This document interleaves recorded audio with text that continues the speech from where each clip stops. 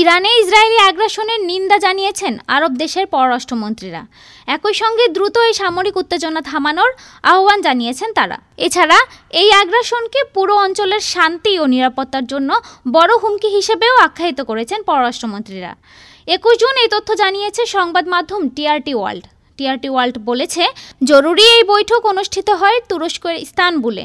এই শহরেই 21 থেকে 22 জুন অনুষ্ঠিত হচ্ছে ইসলামী সহযোগিতা সংস্থা ওআইসি এর 51তম পররাষ্ট্র পর্যায়ের বৈঠক।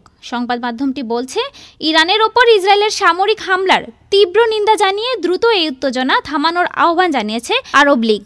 গোষ্ঠীটি বলেছে, এই ধরনের হামলা জাতিসংঘের সদস্য একটি দেশের সার্বভৌমত্বের স্পষ্ট লঙ্ঘন এবং পুরো অঞ্চলের শান্তি ও নিরাপত্তার জন্য বড় হুমকি।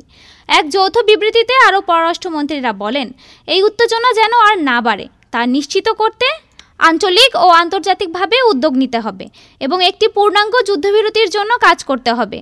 এই বৈঠকেরই একটি অংশ হিসেবে আরব লীগের পররাষ্ট্রমন্ত্রীরা পৃথকভাবে মধ্যপ্রাচ্যের চলমান সংঘাত, বিশেষ করে 13 জুন থেকে ইরান ও ইসরায়েলের মধ্যে শুরু হওয়া সামরিক সংঘর্ষ নিয়ে আলোচনা করেন।